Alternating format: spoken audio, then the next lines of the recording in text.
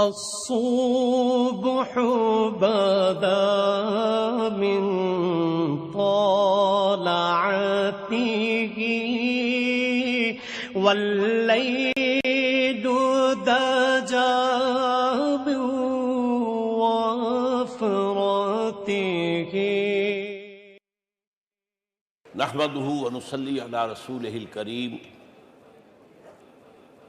اما بعد فقد قال الله تبارك وتعالى كما ورد في سورة الأعراف اعوذ بالله من الشيطان الرجيم بسم الله الرحمن الرحيم فالذين آمنوا به وعزروه ونصروه واتبعوا النور الذي انزل معه اولئك هم المفلحون صدق الله العظيم رب اشرح لي صدري ويسر لي امري واحلل عقدة من لساني يفقهوا قولي اللهم ربنا الهمنا رشدنا واعذنا من شرور انفسنا اللهم صل على عبدك ونبيك ورسولك وحبيبك وخليلك محمد وبارك وسلم وصلی وسلم وبارک علی جمیع الانبیاء والمرسلین وعلی ملائکتک المقربین وعلی عبادک الصالحین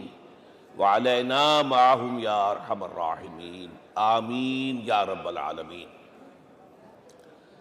محترم وائس چانسلر صاحب، اساتذہ کرام، عزیز طلباء اور طالبات، السلام علیکم ورحمۃ اللہ وبرکاتہ۔ آج جو مجھے موضوع دیا گیا ہے اس کے لیے میں نے سورہ اعراف کی آیت نمبر 157 کا آخری ٹکڑا جو ہے وہ آپ کو سنایا ہے۔ اس کا ایک پس منظر ہے وہ جان لیجیے۔ آپ کو معلوم ہے کہ جب حضرت موسیٰ بنی اسرائیل کو لے کر مصر سے نکلے ہیں، اس کے بعد مرحلہ آیا کہ اللہ تعالیٰ نے حضرت موسیٰ کو کوہ طور پر طلب فرمایا تورات عطا کرنے کے لیے۔ ان کی غیر حاضری میں ایک فتنہ کھڑا ہوا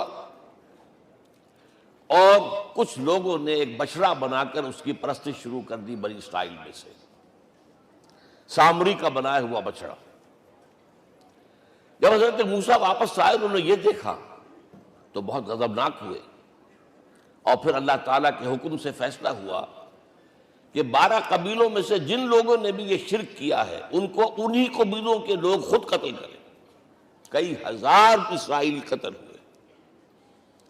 یہ بہت بڑا یوں سمجھیے کہ پرج ہوا ہے اس قوم کے اندر۔ اس کے بعد پھر مزید اللہ تعالیٰ کی خدمت میں استغفار کے لیے حضرت موسیٰ علیہ السلام اپنے 70 بڑے بڑے سردار جو تھے 12 قبیلوں کے ان کو لے کر حاضر ہوئے۔ وہاں انہوں نے استغفار کیا اور ایک دعا کی، پروردگار وَاكْتُبْ لَنَا حَسَنَةً فِي الدُّنْيَا وَالْآخِرَةِ، ہمارے لیے نیکی کا اندراج کر دے، دنیا میں بھی آخرت میں بھی۔ جواب ملا اللہ تعالیٰ کی طرف سے، دیکھو عذاب تو میں جس کو چاہوں گا دوں گا، اور ویسے میری رحمت ہر شے کے ساتھ موجود ہے، ہر شے کا وجود میری رحمت سے ہے، لیکن ایک میری خاص رحمت ہے جو میں لکھ رکھوں گا ان لوگوں کے لیے جو میرے نبی امی آخری رسول ان پر ایمان لائیں گے صلی اللہ علیہ وسلم۔ وہ جب آئیں گے اور وہ نیکی کا حکم دیں گے، بدی سے روکیں گے، پاکیزہ چیزوں کو حلال قرار دیں گے، ناپاک چیزوں کو حرام قرار دیں گے، نوع انسانی کے اوپر جو بوجھ تھے جو اس وقت ہوں گے ان کو اتاریں گے۔ وہ جب آئیں گے تو جو لوگ فَالَّذِينَ آمَنُوا بِهِ نمبر 1، وَعَزَّرُوهُ نمبر 2، وَنَصَرُوهُ نمبر 3، وَاتَّبَعُوا النُّورَ الَّذِي أُنزِلَ مَعَهُ أُولَٰئِكَ هُمُ الْمُفْلِحُونَ۔ جو لوگ ان پر ایمان لائیں گے ان کی تعظیم اور توقیر کریں گے، ان کی مدد کریں گے، اور جو نور ان کے ساتھ نازل کیا جائے گا یعنی قرآن، اس کی پیروی کریں گے، وہ ہوں گے جو فلاح پانے والے ہوں گے، میری خصوصی رحمت سے حصہ ان کو ملے گا۔ اب یہاں پہلے تو دعا کر لیجئے، اللہم ربنا اجعلنا منہم، اے اللہ ہم سب کو ان میں شامل فرما دے۔ جو تیرے نبی کے ساتھ تعلق کی ان 4 بنیادوں کی شرائط کو پورا کر سکے، تقاضوں کو پورا کر سکے۔ اب ذرا ان میں سے ایک ایک کو لیجئے۔ ایمان جانی پہچانی چیز ہے، ایمان جسے کہتے ہیں، اس کی تشریح میں جانے کی ضرورت نہیں، وقت بھی محدود ہے، لیکن ایک بات سمجھنے کی ہے بہت ضروری۔ ایمان کے 2 لیول ہیں۔ ایک قانونی ایمان ہے جس کی بنا پر ہم ایک دوسرے کو مسلمان سمجھتے ہیں، اس کا تعلق اقرار باللسان کے ساتھ ہے، زبان سے کہنا اشہد ان لا الہ الا اللہ وحدہ لا شریک لہ واشہد ان سیدنا و مولانا محمد عبدہ ورسولہ۔ کوئی ہندو تھا، سکھ تھا، پارسی تھا، عیسائی تھا، یہ کلمہ کہے اور اسلام میں آ گیا۔ لیکن یہ زبانی کلامی ایمان جو ہے یہ انسان کی سیرت و کردار پر اثر انداز نہیں ہو سکتا۔ یہی وجہ ہے آج ہم دیکھ رہے ہیں مسلمان ہی جھوٹ بھی بول رہا ہے، مسلمان ہی بے ایمانی بھی کر رہا ہے، مسلمان ہی خیانت بھی کر رہا ہے، مسلمانوں کے لیڈر بلینز کی خیانت کر رہے ہیں۔ یہ کون ہے؟ سب مسلمان ہیں۔ وہ اس کی وجہ کیا ہے کہ ہم صرف قانونی مسلمان ہیں اور ہمارا ایمان قانونی ایمان ہے۔ اس کے لیے اسلام کا لفظ قرآن میں آیا ہے سورہ حجرات میں، قالت الاعراب آمنا قل لم تؤمنوا ولکن قولوا اسلمنا۔ اے نبی یہ بدو کہہ رہے ہیں ہم ایمان لے آئے، ان سے فرما دیجئے تم ہرگز ایمان نہیں لائے ہو، یوں کہو کہ ہم مسلمان ہو گئے ہیں۔ ولما يدخل الايمان في قلوبكم، ابھی تک ایمان تمہارے دلوں میں داخل نہیں ہوا۔ بہرحال اللہ کا شکر ہے اس نے ہمیں مسلمانوں میں پیدا کر دیا، ورنہ ہم میں سے کتنے ہوتے اگر کہیں اور پیدا ہو گئے ہوتے تو نعمت اسلام سے بھی ہم بہرہور ہو سکتے، کیا کہہ سکتے۔ اصل ایمان ہے جب وہ دل میں داخل ہو جائے، یقین بن جائے۔ اسی لیے بچپن میں یاد کیا ہوگا ایمان مجمل، آمنت باللہ کما ہوا باسمائہ وصفاتہ وقبلت جمیع احکامہ اقرار باللسان وتصدیق بالقلب۔ جب تصدیق بالقلب ہوگی تو اب اس کے تقاضے جو ہیں عملی پیدا ہوں گے۔ ان تقاضوں میں سے ایک میں 2 حدیثوں کے حوالے سے آپ کے سامنے رکھ رہا ہوں۔ پہلی حدیث حضرت عبداللہ بن عمرو بن العاص رضی اللہ تعالی عنہما سے مروی ہے، لا یؤمن احدکم حتی یکون ہواہ طبعا لما جئت بہ۔ دیکھو تم میں سے کوئی شخص مومن نہیں ہو سکتا جب تک کہ اس کی خواہش نفس تابع نہ ہو جائے اس شریعت کے، اس قانون کے، اس ہدایت کے جو میں لے کر آیا ہوں۔ اگر عملاً تابع نہیں ہوئے تو حقیقتاً مومن نہیں ہو۔ دل میں جھانکو، Do I really believe that Muhammad is the prophet of Allah? Do I really believe that Quran is the word of God? کبھی جھانکیے گا اندر، جواب ملے گا صحیح آپ کو۔ کیا کنوکشن ہے؟ کنوکشن ہو اور پھر حضور کی پیروی نہ ہو، حضور کے احکام کی پابندی نہ ہو، اللہ کے قوانین کی پابندی نہ ہو، کیسے ممکن ہے؟ حضور تو فرماتے ہیں صلی اللہ علیہ وسلم ایک ایسی بد اخلاقی اور کج خلقی پر صرف اسے کوئی گناہ کبیرہ بھی نہیں کہیں گے۔ فرمایا ایک مرتبہ واللہ لا یؤمن، واللہ لا یؤمن، واللہ لا یؤمن، خدا کی قسم فلاں شخص مومن نہیں ہے، خدا کی قسم فلاں شخص مومن نہیں ہے، خدا کی قسم فلاں شخص مومن نہیں ہے۔ صحابہ کانپ گئے، کون بدبخت ہے جس کے بارے میں فرمایا جا رہا؟ پوچھا گیا من یا رسول اللہ؟ جواب سنیے اور اپنے غریب حالوں میں جھانکیے۔ وہ شخص الذی لا یامن جارہ بوائقہ، وہ شخص جس کی شرارتوں کی وجہ سے اس کا پڑوسی چین میں نہیں ہے، امن میں نہیں ہے، وہ مومن نہیں ہے، خدا کی قسم نہیں ہے، خدا کی قسم نہیں ہے۔ کیسے علیحدہ کر لیں گے اس ایمان کو اعمال سے اور ایمان کو اخلاق سے؟ آگے چلیے، وہ جو حدیث حضرت ابو ہریرہ سے، اور یہ متفق علیہ ہے، صرف بخاری کی نہیں ہے، بخاری جمع مسلم۔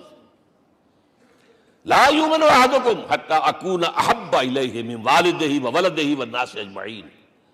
تم میں سے کوئی شخص مومن نہیں ہو سکتا جب تک کہ میں اسے محبوب تر نہ ہو جاؤں، اپنے باپ سے بھی، اپنے بیٹے سے بھی، اور تمام انسانوں سے۔ جھانک لیجئے دل میں، صورتحال یہ ہے یا نہیں ہے؟ کیوں محبوب ہو جائیں؟ اس لیے کہ آپ کے ذریعے ہدایت ملی ہے، آپ کے ذریعے ہم اللہ سے جڑے ہیں، اور آپ کو معلوم ہے دنیا میں کوئی شے ہدایت نہیں، نعمت نہیں ہے جب تک کہ نعمت ہدایت نہ ہو۔ اگر صحت اچھی ہے، ہدایت نہیں ہے، تو بدماشیاں کریں گے، کیا کریں گے؟ آپ کو معلوم ہے صحت اچھی جو ہے کہ جا کے کھپے گی، اگر ہدایت نہیں ہے۔ اگر دولت ہے، ہدایت نہیں، کیا کریں؟ گلچھرے اڑائیں گے، عیاشیاں کریں گے، لوگوں پر اپنی دولت کا روب گانٹیں گے۔ اولاد ہے، ہدایت نہیں ہے، یہ اولاد سہان و روح بھی بن جائے گی کہیں آپ کے لیے۔ کوئی شے نعمت نہیں ہے جب تک کہ نعمت ہدایت نہ ہو، اور ہدایت ہمیں ملی محمد الرسول اللہ صلی اللہ علیہ وسلم کے ذریعے۔ تو آپ سے بڑھ کر محبوب کون ہوگا؟ اس کے ضمن میں ایک بڑا پیارا واقعہ آتا ہے۔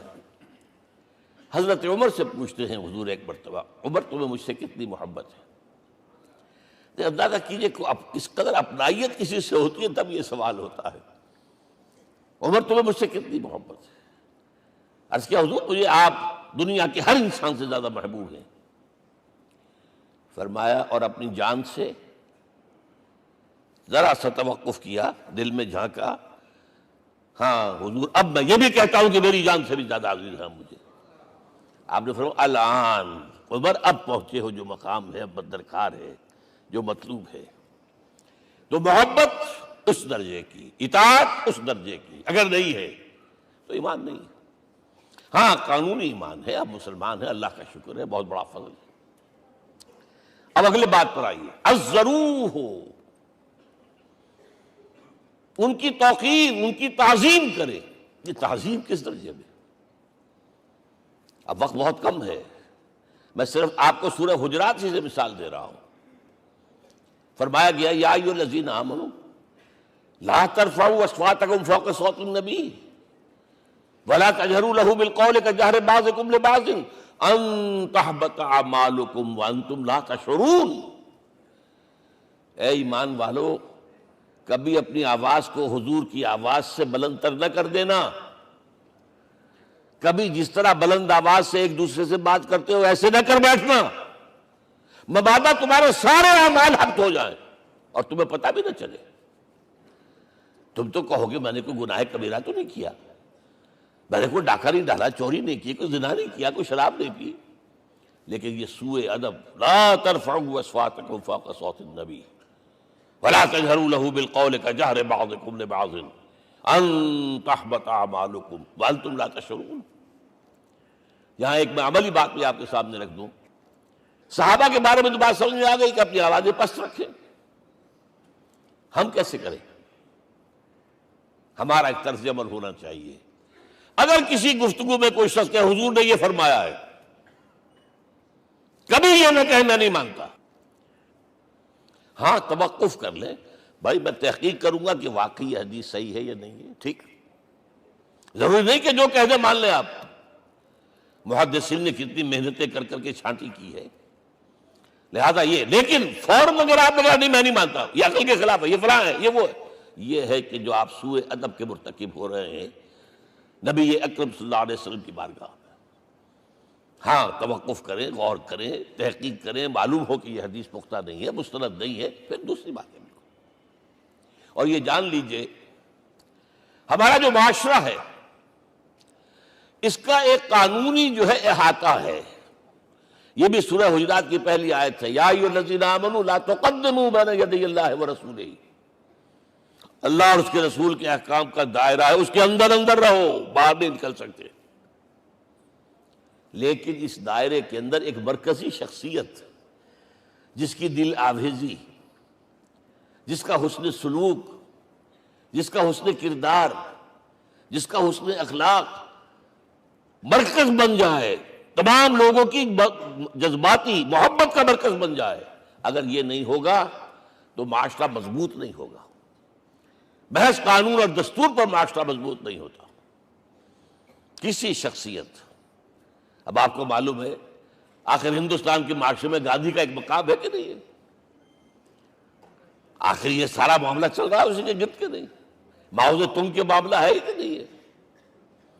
یہ سارا معاملہ دنیا میں عام لوگ کہہ دیتے، ریشنلسٹ لوگ، کہ ان چیزوں کی کیا ضرورت ہے، بھائی قانون دیکھنا چاہیے، دستور دیکھنا چاہیے، حکم دیکھنا نہیں۔ بھائی جذباتی وابستگی، کہ ایک ہستی تو ایسی ہو کہ جس کے کچھ کہنے پر فوراً زبانیں بند ہو جائیں. اور اس کا نقشہ میں سعودی عرب میں دیکھتا ہوں، اگر وہاں کے دو بدو لڑ رہے ہوں صف اور ایک دوسرے کو کھانے کو دوڑ رہے ہوں، کوئی شخص کہتے صلی علی النبی، فوراً خاموش. معلوم ہوتا ہے آگ کے اوپر کسی نے پانی ڈال دیا، خاموش، صلی علی النبی، صرف یہ کہنے سے. یہ جذباتی وابستگی اگر محمد سے نہیں ہے صلی اللہ علیہ وسلم تو آپ کا معاشرہ کبھی مضبوط نہیں ہوگا. یہ مرکزی شخصیت، یہ مرکز ہے. اسی لیے ان کے احترام کا یہ درجہ ہے، کیونکہ اس سے کیا ہوگا، تمہارا شیرازہ بکھر جائے گا. اگر ان کے ساتھ جذباتی محبت نہیں ہوگی تمہارا شیرازہ بکھر جائے گا. یہ آیا معاملہ. اب میں آپ کو بتانا چاہتا ہوں تہذیب ہمارے ہاں اصل میں بدقسمتی سے ہم سیرت کی تقریریں کرتے ہیں، حضور کی عظمت بیان کرنے کی کوشش کرتے ہیں. کچھ لوگ تو خیر حضور کی زلفیں ہیں، حضور کی آنکھیں ہیں، حضور کی کملی ہے، حضور کا سایہ نہیں تھا وغیرہ، یہ باتیں اپنی جگہ ہیں، ہر چیز ٹھیک ہے. لیکن یہ جان لیجئے حضور کی اصل عظمت ایک نبی اور رسول کی حیثیت سے ہے، اور وہ شے وہ ہے جہاں جبرائیل کے بھی پر جل رہے ہیں. اس کی حقیقت کون جانتا ہے؟ میں ایک مثال دے رہا ہوں آپ کو کہ حضور 100 میں مثال رکھا کرتے تھے. آج روزہ رکھا، شام کو افطار نہیں کیا، وہ رات کو چل رہا ہے روزہ، اگلے روز پھر وہ کنٹینیو کر رہا ہے شام تک. 2 دن کا 100 میں مثال، 3 دن کا بھی رکھتے تھے. صحابہ نے اجازت چاہی، حضور ہمیں بھی اجازت دے دیں. نہیں، آج کے حضور آپ تو رکھتے ہیں، ہمیں منع کرتے ہیں. اب سنیے، ایکم مثلی، تمہیں سے کون ہے مجھ جیسا؟ ابھی تو عند ربی، میں تو اپنے رب کے پاس رات گزارتا ہوں. ہوا یطعمنی ویسقین، وہ مجھے کھلاتا اور پلاتا ہے. کیا سمجھیں گے ہم؟ کیا ہماری سمجھ میں آئے گا؟ یہ معاملہ نبوت کے جو اسرار و رموز ہیں، ان کا جو مقام اور مرتبہ ہے، وہ کوئی نبی پہچان سکتا، غیر نبی تو پہچان ہی نہیں سکتا. ایک ڈاکٹر کا کیا مقام ہے اپنے فن میں، وہ کوئی ڈاکٹر ہی سمجھ سکے گا نا، غیر ڈاکٹر کہاں سمجھے گا؟ اور حقیقت میں وہی سمجھے گا جو اس سے بھی اوپر کا ڈاکٹر ہے. نیچے والا تو نہیں سمجھ سکتا. جو کمتر ہے وہ تو صرف اوپر دیکھے گا، اللہ اللہ خیر صلی اللہ. جو اوپر ہے اور ظاہر ہے محمد سے اوپر کوئی نہیں صلی اللہ علیہ وسلم. یہی وجہ ہے، دیکھیے شیخ سعدی کو کیا کہنا پڑا، یا صاحب الجمال و یا سید البشر من وجهك المرير قد نور القمر لا يمكن الثناء كما كان حقه بعد از خدا بزرگ توئی قصہ مختصر. اے محمد صلی اللہ علیہ وسلم، آپ کی ثنا جیسے کہ حق ہے ہو ہی نہیں سکتی.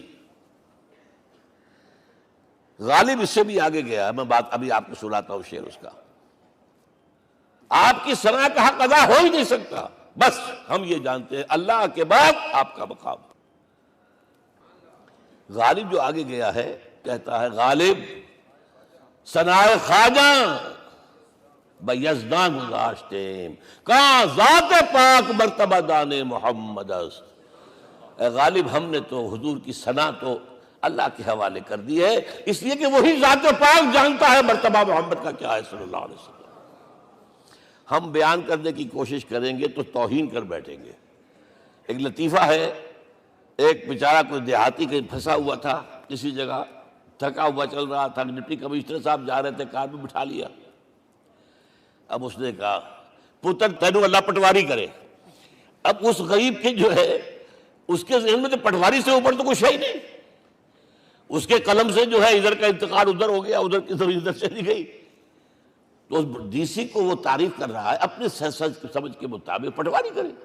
تو ہم کہیں پٹواری والا معاملہ نہ کریں. ہاں ایک پہلو ایسا ہے جس کے حوالے سے حضور کی عظمت ہماری سمجھ میں آئے گی. حضور ایک انسان کی حیثیت سے کیا تھے، ایک باپ کی حیثیت سے آپ کا کیا طرز عمل تھا. ذرا یاد کیجئے، جگر گوشہ رسول حضرت فاطمہ بطول رضی اللہ تعالیٰ عنہ وہ حاضر ہوتی ہے، ابا جان دیکھیے چکی پیس پیس کر یہ گھٹے پڑ گئے میرے ہاتھ میں، یہ کنویں سے پانی لاتی ہوں، مشکل دیکھیے یہاں پر بندیاں پڑ گئی۔ حضور اب تو عام لوگوں پر بھی آسانیاں ہیں، لوگوں کے ہاں غلام آ گئے ہیں، کنیزیں آ گئی ہیں، مال و دولت آ گئی ہے، مجھے بھی کوئی غلام کنیز عطا ہو جائے۔ اور آپ کو معلوم ہے یہ لخت جگر، نور چشم، محمد کی سب سے پیاری بیٹی صلی اللہ علیہ وسلم، کوئی شک نہیں اس میں، فاطمہ، کیا بیتی ہوگی حضور کے قلب پر۔ لیکن فرمایا کیا بیٹی، یہ دنیا کی چیزیں ہماری لیے نہیں ہیں، میں تمہیں اس سے بہتر شے دیتا ہوں، تسبیح فاطمہ، ہر نماز کے بعد 33 مرتبہ سبحان اللہ، 33 مرتبہ الحمدللہ، 33 مرتبہ اللہ اکبر کہہ لیا کرو۔ لیکن سوچ لیجئے دل پر کیا گزری ہوگی صلی اللہ علیہ وسلم۔ حضرت عائشہ سے پوچھئے، حضرت خدیجہ سے پوچھئے حضور کیسے شوہر تھے، آپ سے زیادہ خواتین کے حق میں نرم، گھر کے کام کا جھاڑو دے رہے ہیں، کپڑے جو ہیں بوسیدہ انہیں سی رہے، گھر میں بیٹھے ہوئے یہ کام کرتے تھے۔ بہرحال ایک بات میں آپ سے عرض کروں، آپ انسان کی جس حیثیت کا بھی ذہن میں تصور کریں گے وہ ساری حیثیتیں محمد میں موجود ہیں صلی اللہ علیہ وسلم۔ محمد حاکم کی حیثیت سے بھی ہیں، محمد سب سالار کی حیثیت سے بھی ہیں، محمد قاضی القضات بھی ہیں، محمد ہیڈ آف دی اسٹیٹ بھی ہیں، محمد بیویوں والے بھی ہیں، اولاد والے بھی ہیں، محمد 5 وقتہ امام بھی ہیں، جمعے کے خطیب بھی ہیں، مدرس قرآن بھی ہیں، مربی بھی ہیں، مزکی بھی ہیں، اور ہر میدان میں بلند ترین مقام۔ کوئی ایسی جامع شخصیت ملے گی؟ ہمارے ہاں تو حال یہ ہے کہ جو خطیب صاحب ہوتے ہیں وہ 5 وقتہ نماز کیسے پڑھا سکتے ہیں؟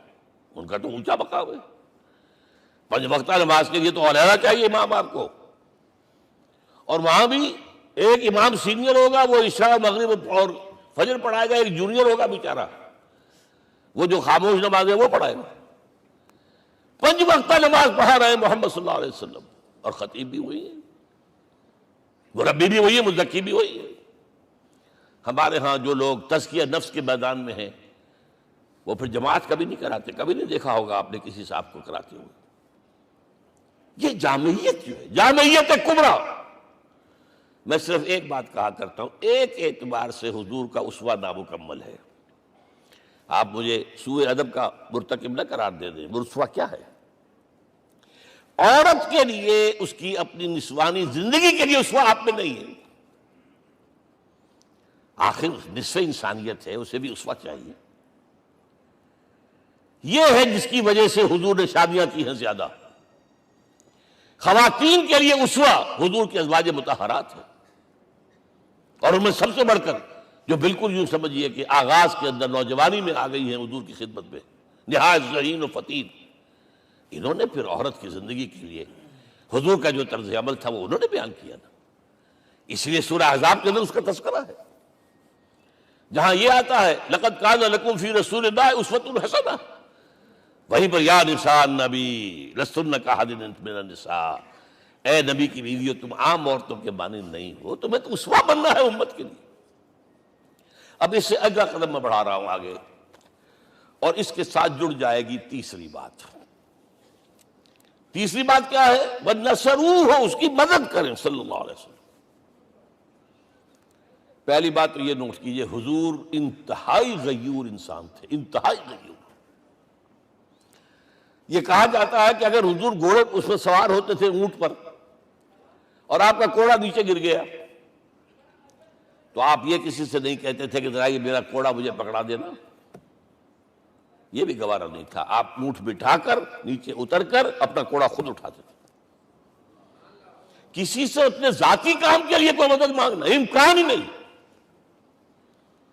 بلکہ ایک واقعہ تو وہ ہے جب بھی میں تذکرہ کرتا ہوں میری آنکھوں میں آنسو آ جاتے ہیں، یہ ہجرت کے وقت کا واقعہ ہے۔ آپ کو معلوم ہے حضور نے تمام مسلمانوں کو مکے سے جانے کی اجازت دے دی، چلے جاؤ مدینے، چلے جاؤ مدینے، آپ خود تھے موجود۔ اس لیے کہ رسول اپنے مقام کو نہیں چھوڑ سکتا وداؤٹ ایکسپریس پرمیشن فرام اللہ سبحانہ و تعالی۔ اب حضرت ابوبکر پوچھ رہے ہیں حضور اجازت آ گئی؟ نہیں آئی۔ آ گئی؟ نہیں آئی۔ دن گزر رہے ہیں۔ حضرت عائشہ کی روایت ہے کہ ایک روز ہم نے دیکھا دوپہر کے وقت آ رہے ہیں حضور، کپڑے سے اپنا سر جو ہے ڈھانپا ہوا ہے۔ عرب میں دوپہر کے وقت وزٹ کرنا جو ہے یہ ان کے خلاف دستور ہے، ان کی تہذیب کے خلاف، یہ قیلولے کا وقت ہوتا۔ تو حیران ہوئے، آتے ہی فرمایا ابوبکر ہجرت کی اجازت ہو گئی۔ اب انتہائی خوشی سے اور بڑی امید میں کہ بڑی شاباش ملے گی، حضرت ابوبکر فرماتے عرض کرتے ہیں حضور میں نے 2 اونٹنیاں تیار کر رکھی ہیں، خوب کھلا پلا کے انہیں فرما کیا ہوا ہے، یہ ہجرت میں ہمارے کام آئے گی۔ حضور تھوڑا سا توقع فرماتے ہیں، پھر کہتے ہیں اچھا ٹھیک ہے، ایک میں استعمال کروں گا لیکن میں اس کی قیمت ادا کروں گا۔ حضرت ابوبکر رو پڑے، حضور مجھ سے یہ مغایرت، سائے کے تناب کے ساتھ رہنے والا، اس سے یہ مغایرت، ذرا سے اشارے پر اپنی کم سن بیٹی پیش کر دی نکاح کے اندر، اس سے یہ مغایرت، رو پڑے۔ لیکن حضور کی اپنی غیرت تھی، میں قیمت دوں گا۔ اب بتائیے مدد کا کہ یہ درکار تھی؟ مدد تھی ان کے مشن کے لیے۔ مشن 2 حصوں میں تھا، اس کو جانیے، آج کچھ علمی باتیں آ رہی ہیں۔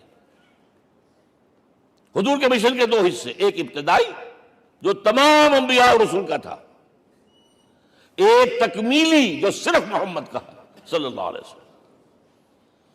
ابتدائی کیا ہے؟ اللہ کی طرف دعوت، تبلیغ۔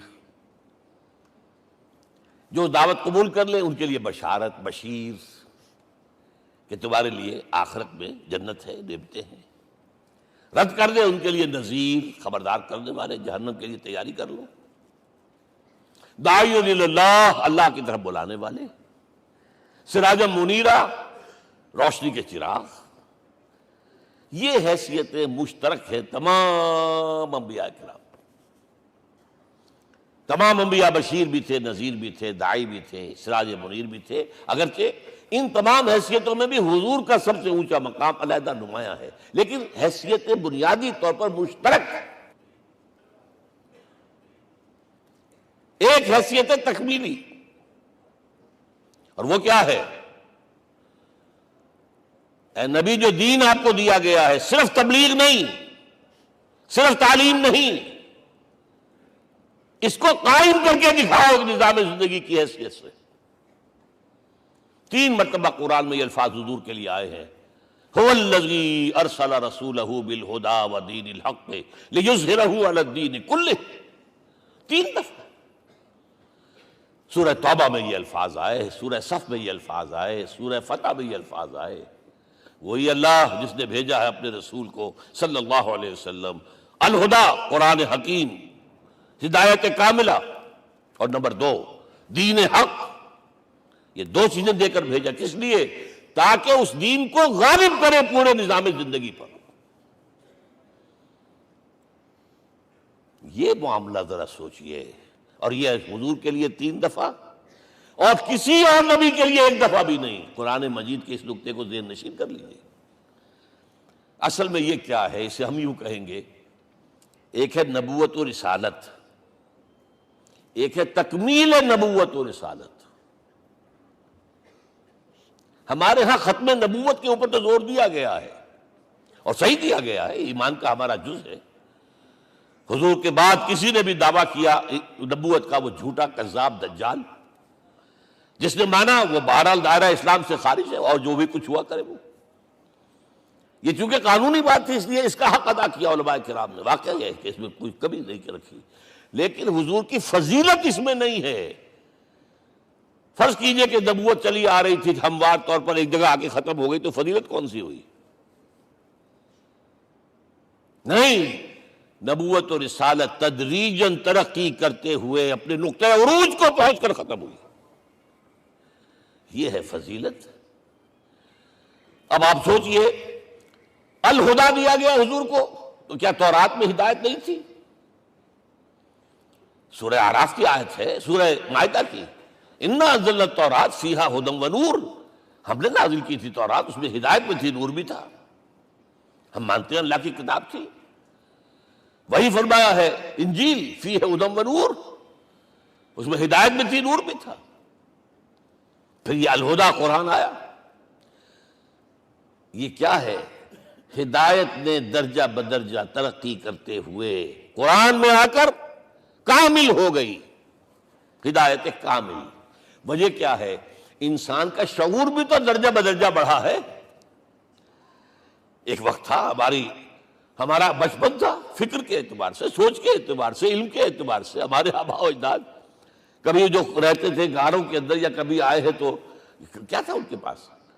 اب اس وقت جو ہے کسی کو آپ پرائمری کے بچے کو پی ایچ ڈی ڈاکٹر رکھ دیجئے ٹیوٹر، تو کیا پڑھائے گا تو وہی جو پرائمری کا بچہ سمجھ سکے۔ لہذا وہ جو کہا گیا تھا آدم کو اس زمین کی خلافت دیتے، فَإِمَّا يَأْتِيَنَّكُم مِّنِّي هُدًى فَمَن تَبِعَ هُدَايَ فَلَا خَوْفٌ عَلَيْهِمْ وَلَا هُمْ يَحْزَنُونَ۔ یہ ہدایت رفتہ رفتہ آئے گی آئے گی آئے گی آئے گی۔ اور یہ بات جان لیجئے، پروفیسر ڈاکٹر محمد شریف نے جو کتاب لکھی ہے فلسفے کی تاریخ پر، اس میں بتایا ہے کہ 1200 برس انسانی تاریخ کے بہت ہی پروڈکٹیو ہے فلسفیانہ فکر کے لیے۔ From 600 BC to 600 AD 1200 years, سارے فلسفے اسی میں پیدا ہوئے۔ سقراط، مختار، افلاطون اور یہ سب نکل گئے، اور کنفیوشس بھی آ گیا، تاؤ بھی آ گیا، اور بدھ بھی آ گیا، جین بھی آ گیا، سب آ گئے، سب آ گئے۔ گویا کہ انسان جب کچھ سوچ سکتا تھا، جتنا سوچ سکتا تھا سوچ چکا۔ اور یہ بھی سنا دوں، حضرت عیسیٰ نے کہا تھا اپنے حواریوں سے، ڈپارٹنگ جو میسج تھا، مجھے ابھی تم سے اور بھی بہت باتیں کرنی تھی لیکن تم ان کا تحمل نہیں کر سکو گے، جب وہ فارقلیت آئے گا صلی اللہ علیہ وسلم تو تمہیں سب کچھ بتائے گا۔ لہذا جب انسان بلوغت کو پہنچا ہے فلسفیانہ فکر کے اعتبار سے، تب، اور یہ بھی نوٹ کر لیجئے، بہت اہم بات کہہ رہا ہوں، چند مہینے غار حرا کی تنہائیوں میں اللہ تعالیٰ نے حضور کو وہ سارا ذہنی سفر طے کرایا ہے۔ کیا کرتے تھے حضور جا کر غار حرا میں؟ کبھی سوچا آپ نے؟ اگر آپ یہودیوں میں پیدا ہوئے ہوتے تو یہودی طرز پر آپ عبادت کرتے، اگر کہیں عیسائیوں میں پیدا ہوتے تو عیسائیوں کی طرز پر آپ تو نہیں تھے، آپ تو پیدا وہ مشرکین میں شرک کرنے کا امکان ہی نہیں آپ کے لیے، تو کیا کرتے تھے؟ حدیث کے الفاظ یہ تحنث فی، وہاں جا کر عبادت کرتے تھے۔ اب شارحین حدیث نے بہت عمدہ لکھا ہے، کانا صفت و تعبدہ فی غار حرا التفکر والاعتبار، غار حرا میں آپ کی عبادت فکر، غور و فکر، تفکر و اعتبار، جس کی میں تعبیر یہ کر رہا ہوں، جس کو کہا کبھی اکبر الہ آبادی نے، خدا کے کام دیکھو بعد کیا ہے اور کیا پہلے، نظر آتا ہے مجھ کو بدر سے غار حرا پہلے۔ تم غار حرا کو نہیں جانتے؟ مصطفیٰ اندر حرا خلوت گزید، قوم آئین و حکومت آفرید۔ The most productive part of the period life of Muhammad is that which he passed in غار حرا۔ فکر کی ساری جو ہیں بلندیاں طے کی، تب آیا ہے اقرأ بسم ربک، اب اللہ کا الہدیٰ شروع ہوا ہے۔ اچھا، اسی طرح نمبر 2، دین حق مکمل ہوا ہے۔ ورنہ جب ہم کبھی غاروں میں رہتے تھے کسی میونسپلٹی کا بھی سوال نہیں، نظام کسے کہیں گے؟ پھر یہ ہے کہ قبائلی نظام آیا، چلیے ایک شیخ ہے اس کا کہنا ماننا ہے سب کو، کچھ نظام تو بن گیا نا۔ اور نظام جہاں آئے گا جکڑ بندی ہو جائے گی، اب تم فلاں قبیلے کے شخص ہو، اس کا قبیلے کا سردار یہ، تمہیں حکم ماننا پڑے گا، اس قبیلے کی روایت یہ ہے، تمہیں پیروی کرنی پڑے گی، you have to do it whether you like it or not۔ پھر آپ کی سٹی اسٹیٹس وجود میں آئی، پھر امپائرز وجود میں آ گئے، 400-500 برس سے رومن امپائر، 400-500 برس سے ایرانین امپائر عرب کے اوپر ایسے تھی جیسے افغان کے سر کے اوپر بہت بڑا جو ہے پگڑ رکھا ہوتا ہے۔ کتنا بڑا ہوتا ہے؟ وہ کسی نے شعر کہا بھی تھا، مجھے تو اب یاد نہیں، کہ سر پہ باندھے ہوئے پورا افغانستان۔ میرا خیال شاید ضمیر جعفری۔ تو کیا تھا یہ جزیرہ نمایاں عرب، یہ جزیرہ کہلاتا ہے، الجزیرہ۔ اس لیے کہ نیچے آپ کو معلوم ہے بحیرہ عرب ادھر جو ہے خلیج آ رہی ہے آخر تک، ادھر سے بحر قلزم جا رہا ہے، اور پھر خلیج عقبہ آ گئی ہے، تو یہ سارا جو ہے جزیرہ نما ہے، اس سے پیننسولا۔ لیکن عرب اوپر دو اور ہیں، عراق عرب، شام عرب۔ عراق عرب پر قبضہ ایران کا، شام عرب پر رومیوں کا۔ اور جب یہ سلطنتیں بن گئیں تو گویا کہ انسان شکنجے میں آ گیا۔ ظلم، محنت کرے کسان، عیش کرے جاگیردار، اور بادشاہ محل بنائے، لگان وہاں سے آ رہا ہے۔ از جفائے دے خدایاں کشتے دہقانہ خراب، کرگے پر بیٹھا ہوا کوئی کھدر بن رہا ہے، ٹیکس دو۔ بادشاہ محل بھی بنائے گا، یاشیاں بھی کرے گا، سارا نسوانی حسن جو ہے کوہ قاف کا لے آئے گا اپنے ہاں، اور پھر فوج بھی رکھے گا، ذرا تم نے گردن اٹھائی تو تمہاری سرکوبی کرنے کے لیے فوج تیار ہے۔ یہ جب جکڑ بند آئی ہے انسان پر، تب محمد کو بھیجا گیا ہے۔ دلی بیٹ، اسے آزاد کرانے والا، دین حق دیا گیا۔ یہ دین حق قرآن مجید میں اسی لیے کہا گیا، یہ میں کہہ رہا ہوں تکمیل رسالت النبوت۔ الیوم اکملت لکم دینکم واتممت علیکم نعمتی ورضیت لکم الاسلام دینا۔ آج میں نے تمہارے لیے تمہارے دین کو کامل کر دیا ہے، یہ مکمل نظام زندگی ہم نے دیا ہے، پہلے تھا ہی نہیں۔ لہذا کسی اور نبی سے یہ نہیں کہا گیا کہ اس کو غالب کرو، میں نے آپ کو بتا دیا کہیں نہیں ہے۔ نہ نوح، نہ ہود، نہ صالح، نہ ابراہیم، نہ موسیٰ، نہ عیسیٰ، کوئی بھی نہیں۔ اور حضور سے کہا گیا یہ دین اب غالب کرو۔ اگر صرف تم کتاب میں لکھ کر دے جاؤ اور اس کے مثال پیش نہ کر سکو، دنیا کہے گی بہت اچھی شاعری ہے۔ آج بھی آپ کو معلوم ہے دی ریپبلک کتاب زندہ ہے، لیکن آج تک ایک دن کے لیے بھی وہ نظام کہیں قائم ہوا ہے؟ ہم یہی کہیں گے کہ ٹھیک ہے، یہ جو ہے ایک خواب ہے، اللہ اللہ سر، اس کے سوا کیا یوٹوپیا ہے؟ اس نظام کو قائم کر کے دکھاؤ۔ اب آپ اس کو اینالائز کر لیجئے، اچھی طرح سمجھ لیجئے۔ It was the revolutionary role which was assigned to محمد صلی اللہ علیہ وسلم۔ نظام کو بدلنا، اسی کا نام تو انقلاب ہے۔ انقلاب کسے کہتے ہیں؟ دنیا میں دو نظام ایک جگہ نہیں ہو سکتے، مذہب 100 بھی ہو سکتے ایک جگہ۔ مذہب لمیٹڈ ہے، آپ کی ذاتی زندگی، آپ کے کچھ عقائد ہیں، کچھ عبادات ہیں، کچھ رسومات ہیں، کچھ سوشل رائٹس ہیں، یہ ہے بس۔ تو یہ تو 100 بھی they can coexist۔ امریکہ میں کتنے ہیں؟ مسلمان گئے مسجدیں بنا لی ہیں، ہندو گئے ہیں مندر بنا لیے ہیں، سکھ گئے ہیں ان کے گردوارے بنے ہوئے ہیں، سلوتے یعنی یہودیوں کے اور عیسائیوں کے تو بے شمار ہے ہی ہیں، لیکن ہے ہمہ مذہب۔ لیکن دین تو دو نہیں ہو سکتے، یا ڈیموکریسی ہوگی یا بادشاہت ہوگی، ایک تو دو تو نہیں ہو سکتے۔ یا کیپٹلزم ہوگا یا سوشلزم ہوگا، دو تو نہیں ہو سکتے۔ یا تھیوکریسی ہوگی یا ڈیموکریسی ہوگی، دو نہیں ہو سکتے۔ اور یہ بھی آپ کو معلوم ہے دنیا میں کہیں ویکوم نہیں ہے، نظام کے اعتبار سے کبھی نہیں رہا ہے، ہر ایک نظام موجود ہے۔ آپ کوئی دوسرا نظام لانا چاہتے ہیں، پہلے اس کو جڑ سے اکھیڑنا پڑے گا۔ گفت رومی ہر بنائے کوہنا کا باداں کلند، تو نہ دانی اولا تعمیر راں ویرا کلند۔ رومی نے کہا ہے کہ دیکھو، اگر کوئی نئی تعبیر تمہیں کرنی ہو تو تم جانتے نہیں ہو پہلے پرانی تعبیر کو گرانا پڑتا ہے۔ پہلے آپ نظام جڑ سے کھینچ کر پھینکیں گے باہر، تب نظام لائیں گے نا۔ اور یہ ظاہر بات ہے جو نظام بھی ہے اس کے ساتھ ویسٹڈ انٹرسٹ ہے، اس کے ساتھ پریولیج کلاسز ہیں، دے وانٹ اسٹیٹس کو، وہ کوئی تبدیلی نہیں ماننے کو تیار، کیونکہ اسی نظام کی شاخوں پر تو ان کے گھونسلے بنے ہوئے، وہیں سے تو مفادات ان کے وابستہ ہے۔ لہذا نظام جو ہے بدلنے کے لیے جانیں دینی پڑتی ہیں، خون بہانا پڑتا ہے، جان جوکھوں کا کام کرنا پڑتا ہے، اس کے بغیر نظام نہیں بدلتا۔ اور محمد کا رول صلی اللہ علیہ وسلم، یہ ہے وہ عظمت محمد کی جو انسان نے پہچانی ہے۔ میں 3 گواہیاں آپ کے سامنے پیش کر رہا ہوں، 1 from the east, 2 from the west, 3 کئی ملوے ہے۔ یہی لاہور 1920، یہاں ایک بریڈلا ہال ہوتا تھا، اس بریڈلا ہال میں ایم این رائے کی ایک تقریر، And who was Hermann Roy? Personal friend of Lenin, member of the Communist International. He knew what revolution is. اور اس نے ہسٹوریکل رول آف اسلام تقریر کی لاہور کے اندر 1920 میں، اور اس نے کہا تاریخ انسانی کا عظیم ترین انقلاب وہ تھا جو محمد نے برپا کیا صلی اللہ علیہ وسلم۔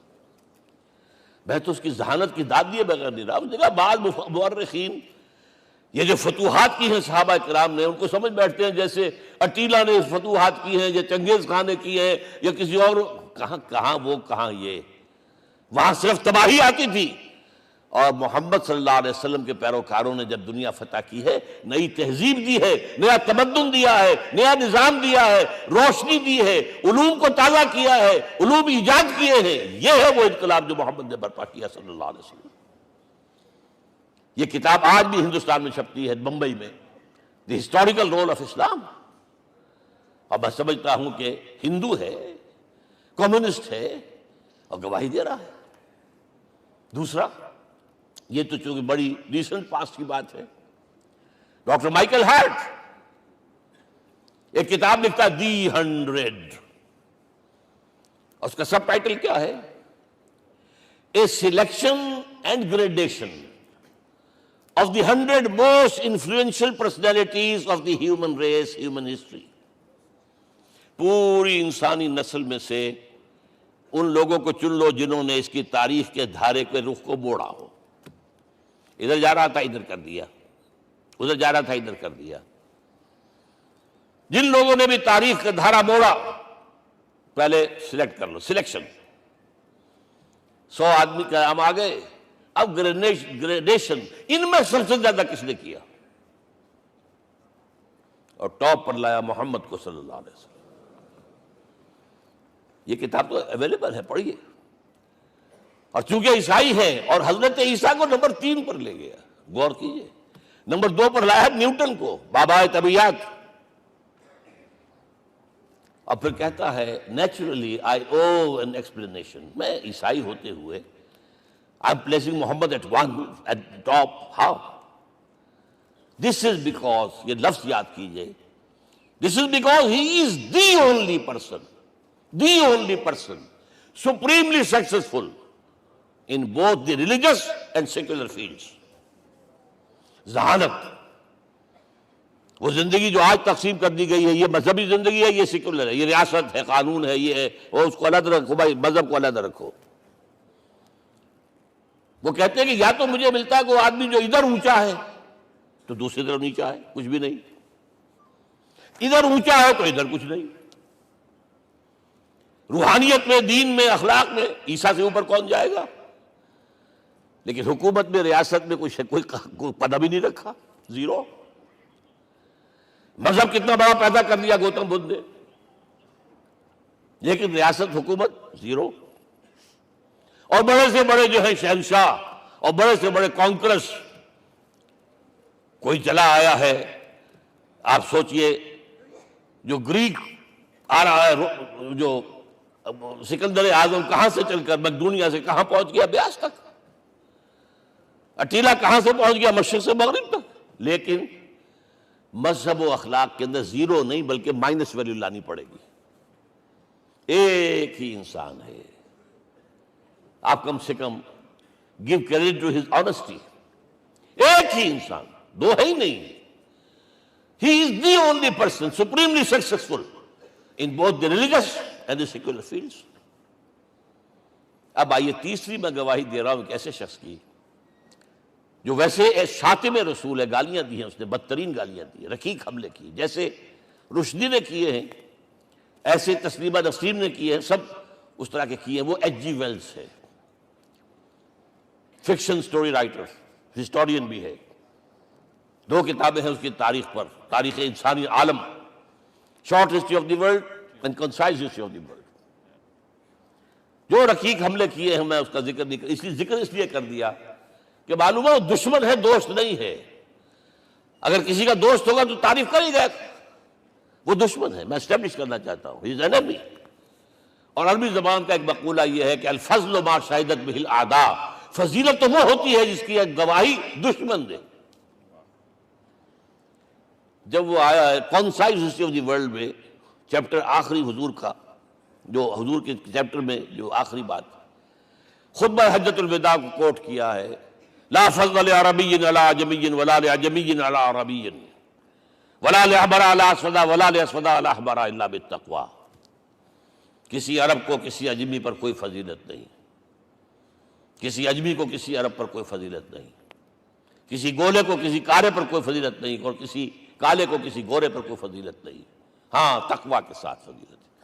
اب ذرا میرا ایک ایک لفظ نوٹ کیجئے کیا لکھتا ہے اس پر. Although the sermons of human freedom, fraternity and equality were said before also, and we find a lot of these sermons in Jesus of Nazareth, مسیح ناصری حضرت عیسیٰ علیہ السلام کے ہاں بھی واعظ تو ہمیں بہت ملتے ہیں، but it must be accepted that it was Muhammad صلی اللہ علیہ وسلم who for the first time in history established a society based on these principles.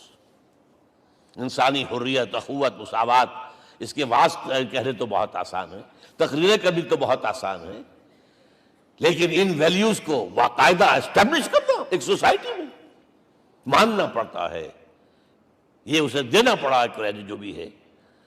لیکن ایک بات نوٹ کر لیں، مبادہ کہیں آپ میرے بارے میں سوء ظن ہو جائے، تازہ ایڈیشن جو اب اویلیبل ہے اس میں سے یہ نکال دیے گئے ہیں. آج کے جو ان کے ایڈیٹرز ہیں ان کے حلق سے نیچے نہیں اتر رہے. اتنی بڑی حقیقت، آپ پنجاب لائبریری یا پبلک لائبریری سے جا کے پرانا ایڈیشن لیجئے، concise history of the world کے اندر آپ کو یہ الفاظ مل جائیں گے.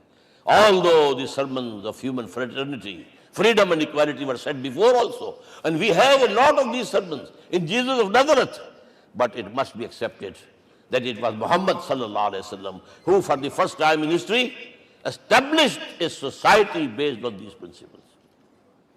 اب یہ جو مشن میں نے آپ کے سامنے رکھا، ایک بنیادی مشن قرآن کی تبلیغ کرو، تبلیغ کرو، تبلیغ کرو، تبلیغ کرو. یا ایھا رسول بلغ ما انزل الیک من ربک وان لم تفعل فما بلغت رسالتہ. نمبر 2، جو دین حق دیا اسے غالب کرو، قائم کرو، نافذ کرو، اس کی مثال پیش کرو دنیا کے سامنے. ان دونوں میں مدد درکار تھی محمد الرسول اللہ کو. جیسے حضرت مسیح نے کہا تھا، وَإِذْ قَالَ عِيسَىٰ ابْنُ مَرْيَمَ لِلْحَوَارِيِّينَ مَنْ أَنصَارِي إِلَى اللَّهِ، کون ہے میرا مددگار اللہ کی راہ میں. جیسے کہ اللہ فرماتے ہیں سورہ حدید میں، بڑی پیاری آیت ہے، بڑی ریولوشنری آیت ہے، بلکہ میں لفظ استعمال بڑی ننگی انقلابی آیت ہے قرآن مجید کی. اتنا صاف اللہ تعالیٰ ہی سچ بول سکتا ہے، کوئی اور تو ضرور کہیں نہ کہیں اس کے اوپر کوئی کپڑا ڈال کے بات کرے گا. آیت نمبر 25 آف سورۃ الحدید، لقد ارسلنا رسلنا بالبینات، ہم نے اپنے رسولوں کو بھیجا واضح نشانیوں کے ساتھ، معجزات کے ساتھ. وَأَنزَلْنَا مَعَهُمُ الْكِتَابَ وَالْمِيزَانَ، ان کے ساتھ کتاب اتاری، شریعت اتاری، میزان اتاری، نظام اتارا. لِيَقُومَ النَّاسُ بِالْقِسْطِ، تاکہ لوگ عدل پر قائم ہوں. اس لیے کتاب کیوں بھیجی، رسول کیوں بھیجے، نبی کیوں بھیجے، وحی کیوں بھیجی؟ تاکہ لوگ عدل پر قائم ہوں. یہ اس سے بڑی آیت کوئی ہوگی؟ عدل اجتماعی، سوشل جسٹس. اب اگلا ٹکڑا پڑھیے، وَأَنزَلْنَا الْحَدِيدَ، ہم نے لوہا بھی اتارا ہے، فِيهِ بَأْسٌ شَدِيدٌ، اس سے اسلحہ بنتا ہے، جنگی قوت ہے. وَلِيَعْلَمَ اللَّهُ مَن يَنصُرُهُ وَرُسُلَهُ بِالْغَيْبِ، اور اللہ دیکھ لینا چاہتا ہے کون ہے اس کے وفادار بندے جو لوہے کی طاقت کو ہاتھ میں لے کر اللہ اور اس کے رسول کی مدد کرتے ہیں. دین اللہ کا، اسے قائم کرنا اللہ کی مدد ہے، اسے قائم کرنا محمد کا فرض ہے، اس کے جد و جہد کرنا محمد کی مدد ہے صلی اللہ علیہ وسلم. یہ تھی نصرت. اور یہ نصرت آپ کو معلوم ہے حضور کی زندگی میں صحابہ کرام نے کی ہے کہ نہیں کی؟ جو شخص ایمان لایا فوراً داعی بن گیا، فوراً. ابو بکر ایمان لائے، اور 6 جو ہیں عشرہ مبشرہ میں سے چوٹی کے صحابہ، وہ ان کی دعوت پر ایمان لائے. سعد ابن ابی وقاص، طلحہ، زبیر، عثمان، سعید ابن زید، یہ سب کون ہیں؟ حضرت ابو بکر کی دعوت. نوجوان ہیں، مصعب بن عمیر کو گھر سے نکال دیا چچا نے، اور برہنہ کر کے نکالا ہے کم وقت نے. اس لیے کہ باپ مر گیا تھا، بہت دولت چھوڑ گیا تھا، ماں نے بڑے ناز و نام میں پالا تھا. کہتے 200 درہم کا جوڑا اس کا بن کر آتا تھا شام سے، جیسے کبھی ہم کہتے تھے کہ پنڈت نہرو کے کپڑے جو ہے پیرس سے سل کر آتے ہیں. اور جہاں سے گزر جاتا تھا مصعب، اتنا اس نے لگایا ہوتا تھا عطر کہ پوری گلی جو ہے وہ خوشبو سے جو ہے بھر جاتی تھی. چچا نے بلایا، تم جو یہ گلچھرے کر رہے ہو اپنے باپ کی دولت پر نہ، اور تم اسے کہتے ہو کافر، نکل جاؤ گھر سے. وہ چلنے لگے. He was a ten ager. چلنے لگے. وہ سمجھا تھا کہ میرے یہ کہنے سے اس کے تو اس کو تارے نظر آ جائیں گے، یہ فوراً جو ہے توبہ کرے گا، پلٹ آئے گا. چلنے لگے تو اسے اور غصہ آیا، یہ کپڑے بھی اسی باپ کے ہیں، اتارو. وہی اتارے کپڑے. مادرزاد برہنہ ہو کر ماں کے پاس گئے ہیں. ماں نے آنکھوں پر ہاتھ رکھا، مصعب کیا ہوا ہے؟ فرمایا امی میں موحد ہو گیا ہوں. یہ ہے توحید. اور اب جا کر حضور کے دامن میں بیت ارقم میں اب ہمہ وقت کارکن ہے، قرآن اتر رہا ہے، پڑھ رہے ہیں، سمجھ رہے ہیں، قرآن اتر رہا ہے، یاد کر رہے ہیں. اور اس کے بعد جب کہا تھا مدینے والوں نے بیعت عقبہ اولیٰ پر کہ حضور ہمارے سے آپ کی ملاقات تو سال کے بعد ہی ہوگی، درمیان میں تو آپ کو معلوم ہے خونریزی ہے، کوئی قافلہ بچ کے نہیں آ سکتا، تو اب آپ ہمیں کوئی اپنا شاگرد دیجئے. مصعب بن عمیر کو حضور نے کہا جاؤ ان کے ساتھ. وہاں ان کا نام پڑ گیا المقری، پڑھانے والا، قرآن پڑھانے والا. 75 آدمی اگلے سال لے کر آ گیا ہے، اور اسی سے بیعت عقبہ ثانیہ ہوئی ہے اور ہجرت کا راستہ کھل گیا. اور اس کو ایک دفعہ حضور نے دیکھا، مسجد کے دروازے کے سامنے سے گزر رہا تھا مصعب، پھٹا ہوا کمبل تھا جسم پہ لپیٹا ہوا تھا. حضور کی آنکھوں میں آنسو آ گئے. غزوہ احد میں شہید ہوا کس طرح؟ علم بردار تھا، ایک ہاتھ پر وار پڑا ہے، کٹ کے گر گیا، ایک ہاتھ سے تھاما، دوسرے پر بھی گر گیا، دونوں جو بچے ہوئے حصے تھے اس سے تھاما. پھر جب ختم ہو گئے اس کے بعد جو ہے جب دفن کر رہے تھے تو حضور کے سامنے پرابلم لایا گیا. مصعب کے جسم پر تو کوئی کپڑا ہی نہیں تھا سوائے ایک چادر کے، ایک دھوتی. اللہ اللہ خیر اللہ. اور شہید کا کفن ہوتا ہے اس کا اپنا لباس. حضور وہ اتنا چھوٹی ہے وہ چادر کہ پاؤں ڈھانپتے ہیں تو سر کھل جاتا ہے، سر ڈھانپتے ہیں تو پاؤں کھل جاتے ہیں. فرمایا سر کو ڈھانپ دو کپڑے سے اور پیروں پر گھاس ڈال دو. That was the last dress which Mus'ab got. تو یہ لوگ جو تھے محمد رسول اللہ والذین معہ، یہ ساتھی حضور کے جنہوں نے حضور کے مشن میں آپ کا ساتھ دیا. اور ایک خاص مرحلے کا تو میں آپ کے سامنے ذکر ہی کر دوں، اس لیے کہ دین کی اقامت، دین کا غلبہ، اس میں تو جہاد اور قتال آئے گا لا محالہ. Nobody is going to allow you to change the system. اگر سسٹم بدلتا ہے تو اس کے ساتھ جو مفادات بدلتے ہیں وہ ختم ہو جاتے ہیں، جو پرولیجز ہیں وہ ختم ہو جاتے ہیں. لہذا جب غزوہ بدر کا مرحلہ آیا ہے، حضور نے مجلس شورا منعقد کی، اور آپ نے جو وحی سے آپ کو بتا دیا گیا تھا، دیکھو ایک قافلہ آ رہا ہے شمال سے، مال غنیمت سے لدا پھدا ہے، اور 50 صرف اس کے ساتھ محافظ ہیں. ایک لشکر آ رہا ہے جنوب سے، ریل کانٹے سے لیس، اور اللہ نے وعدہ کیا ہے کہ ایک پر ضرور تمہیں فتح دے گا، بتاؤ کدھر چلے. یہ اصل میں کسی بھی سپہ سالار کے لیے وقت ہوتا ہے کہ اپنے ساتھیوں کے مورال کا اندازہ کرے.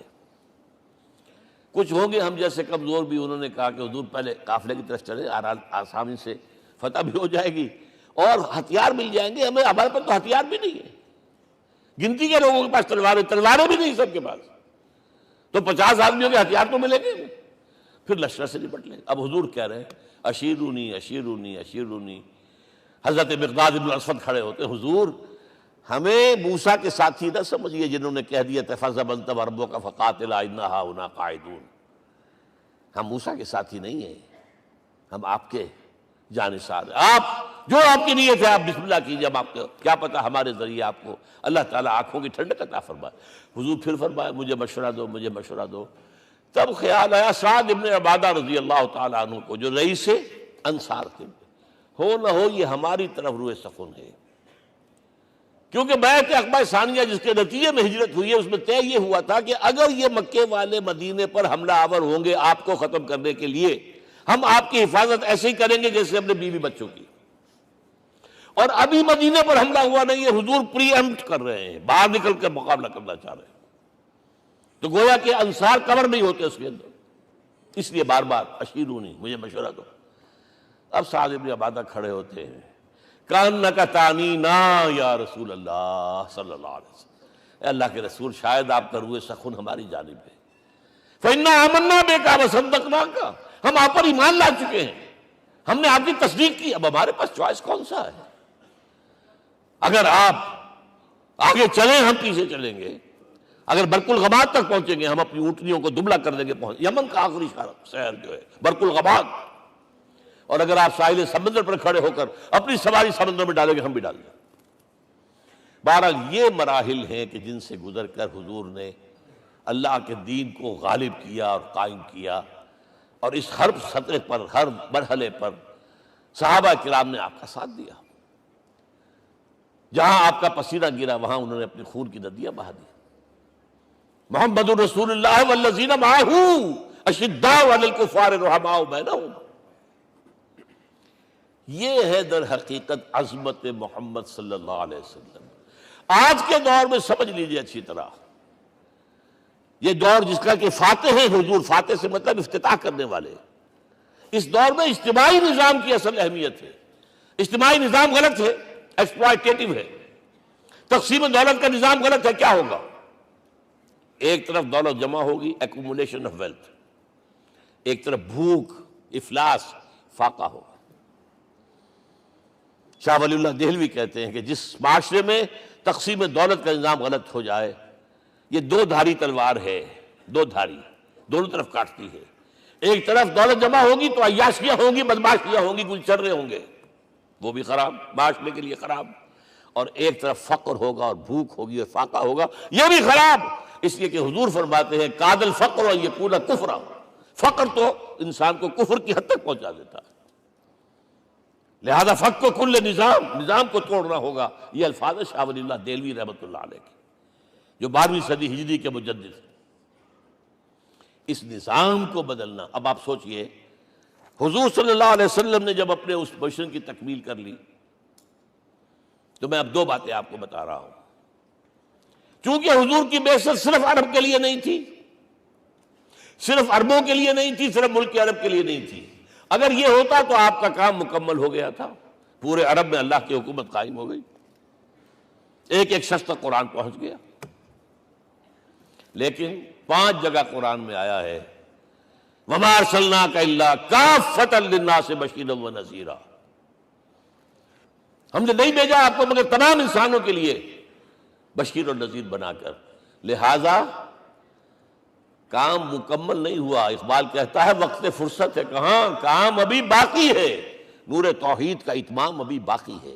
یہ بھی تکمیل رسالت کا مظہر ہے کہ حضور سے پہلے کوئی رسول پوری نوع انسانی کے لیے نہیں بھیجا گیا. آپ پہلے رسول ہیں اللہ کے اور آخری جو پوری نوع انسانی کے لیے بھیجے گئے. حضرت عیسیٰ نے بھی یہی کہا تھا اپنے حوارین سے، تو سینٹ پال نے اسے تبلیغی مذہب بنایا ہے. انجیل میں اب بھی الفاظ موجود ہیں کہ I have been sent in search of the lost sheep of the house of Israel.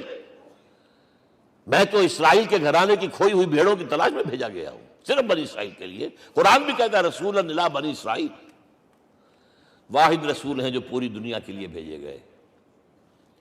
اچھا کہہ دینا تو آسان ہو گیا، اس کا مطلب کیا ہے؟ جب تک پوری دنیا پر اللہ کا دین غالب نہ ہو، محمد کا مقصد بعثت ہنوز شرمندہ تکمیل ہے، اور یہ ہوگا، اس کی خبر دی ہے. یہ ایک تحفہ میں لے کر آیا آپ کے لیے. 8 صفحے ہیں، لیکن یہ سمجھیے کہ یہ سونے کے حروف سے شر لکھے ہوئے ہیں. وہ احادیث، وہ آیات جن میں حضور نے خبر دی ہے کہ پوری دنیا پر اللہ کا دین غالب ہوگا. ہوگا، ہو نہیں سکتا کہ دنیا ختم ہو جائے اور محمد کا مقصد بعثت ابھی مکمل نہ ہو، ناممکن. جن آیات کو پڑھیے، ان میں پھر احادیث پڑھیے. میں صرف 2 حدیثیں آپ کو سنا دوں. ایک میں حضور نے اپنے زمانے سے لے کر قیامت تک کے 5 ادوار گنائے ہیں. آپ پڑھ لیجیے گا، ٹیکسٹ ہے یہ، اور خدا کے لیے اس کی قدر کیجیے گا. یہ آیات ہیں، احادیث پھینک نہ دیجیے خدا کے لیے کہیں. اور اس کے اندر جو ہے اس وقت کے جو مایوسی کے اندھیارے ہمارے اوپر چھائے ہوئے ہیں، اس کا علاج ہے کہ نہیں، اور بھی دور فلک ہیں ابھی آنے والے، ناز اتنا نہ کریں ہم کو ستانے والے۔ بہرحال حضور نے جب اپنا مشن عرب کی حد تک مکمل کر لیا تو اب ایک بات نوٹ کیجئے، خطبہ حجۃ الوداع 1.25 لاکھ کا بجوا، حضور نے اپنے اس خطبے میں اپنی تعلیمات کے جو اہم نکات تھے انہیں اور دہرایا، 3 مرتبہ ایک بات کی ہے۔ لاؤڈ سپیکر تو تھا نہیں، پہلے آپ ادھر رخ کرتے تھے، آپ کہتے تھے کچھ، ادھر لوگ آدمی آگے کھڑا ہوا اس کو آگے پہنچاتا اور آگے پہنچاتا تھا، پھر آپ سامنے رخ کر کے کہتے تھے، پھر بائیں طرف رخ کر کے 3 مرتبہ، ایک لفظ 3 مرتبہ۔ آخر میں ایک سوال کیا ہے، الا هل بلغت، دیکھو لوگوں میں نے پہنچا دیا یا نہیں؟ کیونکہ قرآن میں تحدید آئی تھی، اے نبی، یا ایھا النبی بلغ ما انزل الیک من ربک وان لم تفعل فما بلغت رسالتہ، اے نبی جو کچھ تم پر نازل کیا گیا اللہ کی طرف سے پہنچا دو، اور اگر نہیں کیا تو رسالت کا حق ادا نہیں ہوگا۔ اور اس میں سورہ اعراف کی آیت نمبر 6 اگر پڑھ لیں، فَلَنَسْأَلَنَّ الَّذِينَ أُرْسِلَ إِلَيْهِمْ وَلَنَسْأَلَنَّ الْمُرْسَلِينَ، ہم ان سے بھی پوچھیں گے جن کی طرف رسولوں کو بھیجا، اور رسولوں سے پوچھیں گے ہم نے تمہارے پاس اپنا پیغام پہنچایا تھا، تم نے پہنچایا کہ نہیں لوگوں کو؟ اس لیے حضور نے گواہی دی، الا هل بلغت، دیکھو میں نے پہنچا دیا کہ نہیں؟ اور جواب کیا ملا؟ انا نشہد انک قد بلغت رسالۃ وادیت الامانۃ ونصحت الامۃ وکشفت الغمۃ، ہم گواہ ہیں حضور آپ نے رسالت کا حق ادا کر دیا، امانت کا حق ادا کر دیا، ہماری خیر خواہی کا حق ادا کر دیا، اور گمراہی کے اندھیرے جو ہے انہیں چھانٹ کر رکھ دیا۔ اب آپ نے آسمان کی طرف نگاہ کی، انگشت شہادت سے وہی 3 مرتبہ، اللہم اشہد، اللہم اشہد، اللہم اشہد، اللہ تو بھی گواہ ہے، یہ مان رہے۔ یہ ہے سائی آف ریلیف، یہ بوجھ جو میرے کندھے پر آیا تھا، انا سنلقی علیک قولا ثقیلا، یہ اب منتقل ہو گیا، اب امت کو منتقل ہوا۔ لہذا آخری لفظ کیا تھا؟ فَلْيُبَلِّغِ الشَّاهِدُ الْغَائِبَ، اب جو یہاں موجود ہیں ان کا فرض ہے کہ پہنچائیں ان کو جو یہاں نہیں ہے۔ میں صرف تمہارے لیے رسول نہیں ہوں، ایک فرد نوع بشر تک دنیا میں جو اس وقت ہے، اور ایک فرد نوع بشر جو آخر تک آئے گا قیامت تک، اس تک قرآن پہنچانا تمہارے ذمہ ہے۔ ہم نے نہیں پہنچایا، اسی لیے آج ہم اللہ کے عذاب میں ہیں۔ آج کیوں ذلیل کے کل تک نہ تھی پسند گستاخی فرشتہ ہماری جناب میں، 1.5 بلین مسلمان، لیکن عزت نام کی کوئی شے ہے؟ G7 G9 G11 G13 G15 کوئی مسلمان بھی ہے ان میں؟ نہ 3 میں نہ 13 میں، نہ G7 میں نہ G15 میں، نن۔ اتنی بڑی تعداد، سیکیورٹی کونسل میں کسی سیٹ کی امید ہے؟ نن۔ آپ کے وسائل پر ان کا قبضہ ہے، آپ کی ٹیکسیشن کے احکام وہاں سے آ رہے ہیں، ریٹس بڑھاؤ، چینی کے اس کے بڑھاؤ، اور فلاں کے بڑھاؤ، اور بجلی کے بڑھاؤ، اور تیل کے بڑھاؤ، کیا ہو رہا ہے؟ کیوں ذلیل ہے؟ اور نمبر 2، آج دنیا میں خون اگر بہ رہا ہے تو صرف مسلمان کا ہو گیا، مانند آب ارزاں مسلمان کا لہو۔ 60 سال سے کشمیر اور فلسطین، پھر درمیان میں صومالیہ، چچنیا، کوسوو، یہ سب بوسنیا، پھر آپ کو معلوم ہے فلپائنز، پھر جو کچھ ہوا افغانستان میں، اور جو کچھ ہوا اب ہو رہا ہے، جو کچھ ہوا عراق میں، یہ کیوں ہے؟ We are criminals number 1. We have not done our duty. ہم نے قرآن کو اپنا امام نہیں بنایا، دوسروں کے سامنے کیا پیش کریں گے؟ ہمارا اپنا سارا نظام سود کے اوپر مبنی ہے۔ بہرحال پہلا فرض یہ ہے، اب اس کو پہنچاؤ، اور یہاں تک فرمایا بلغوا عنی ولو آیۃ، پہنچاؤ میری جانب سے چاہے ایک ہی آیت، preach on my behalf۔ یہ کام جو ہے، جو کہا گیا تھا، واقعہ یہ کہ میں 50 برس سے کر رہا ہوں، یہ آج کی بات نہیں ہے۔ تکمیل اور تدوین فن میں جو بھی حفیظ کا حصہ ہے، نصف صدی کا قصہ ہے، 2-4 برس کی بات نہیں۔ میں میڈیکل کالج کے زمانے سے درس قرآن دے رہا ہوں، جب یہ طلبہ کے اجتماعات کے درمیان درس قرآن ہوتا تھا، جماعت اسلامی کا رکن تھا تو درس قرآن ہوتا تھا، اور اس کے بعد سے میری زندگی کا بیشتر وقت اس میں لگا، بیشتر اور بہتر۔ یہ حضور کا حکم ہے، پہنچاؤ میری جانب سے چاہے ایک یاد پہنچاؤ۔ اچھا نمبر 2، اب حکم دیا گیا، اس کی مثال میں دے رہا ہوں آپ کے سامنے۔ جب ایران کے ساتھ جنگ شروع ہوئی ہے تو سپہ سالار افواج ایران رستم نے وفد بلایا ایک، اے عربو تم پہلے بھی ہم پر حملے کیا کرتے تھے، لیکن پہلے لوٹ مار کر کے واپس چلے جاتے تھے۔ یہ جان لیجئے یہ ہسٹری کا ایک موقع ہے خاص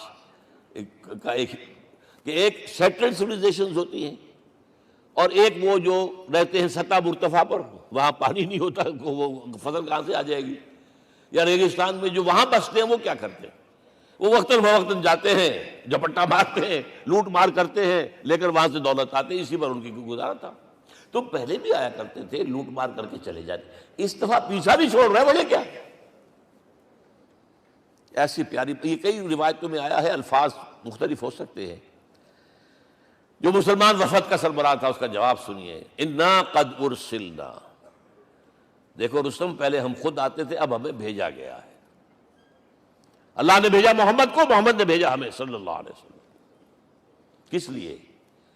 لنخرج الناس من ظلمات الجہالت الى نور الایمان ومن جور الملوک الى عدل الاسلام، اس لیے بھیجا گیا ہمیں کہ نوع انسانی کو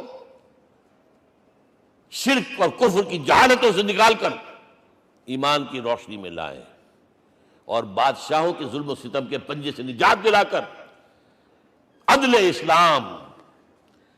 دیکھو ہمارا خلیفہ چٹائی پر بیٹھتا ہے عمر رضی اللہ تعالیٰ عنہ، اس کے تو کوئی خدم و حشم نہیں ہے، کوئی باڈی گارڈ نہیں ہے۔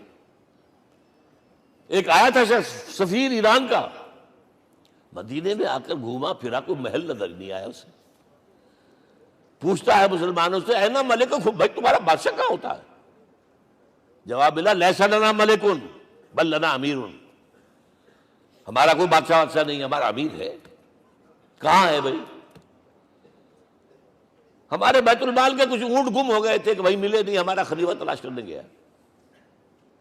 اب اس نے کسی کو لیا ہوگا، آئیڈینٹیفائی کر سکے، ڈھونڈ کر جا کر ایک جگہ دیکھا، دھوپ تیز ہو گئی تھی، حضرت عمر تھک گئے تھے، لہذا ایک درخت کے سائے میں اپنے کوڑے کا تکیہ بنا کر لیٹے ہوئے استراحت فرما رہے، کوئی خادم نہیں، کوئی خدم و حشم نہیں، کوئی باڈی گارڈ نہیں۔ اس وقت وہ کھڑے ہو کر کہتا ہے عمر تم عدل کرتے ہو، تمہیں کوئی خوف نہیں ہے، ہمارے بادشاہ ظلم کرتے ہیں، لوگوں کا خون پیتے ہیں، انہیں ہر وقت ڈر رہتا ہے، انہیں اونچی اونچی فصیلیں چاہیے، انہیں باڈی گارڈ چاہیے، انہیں حفاظتی دستے چاہیے۔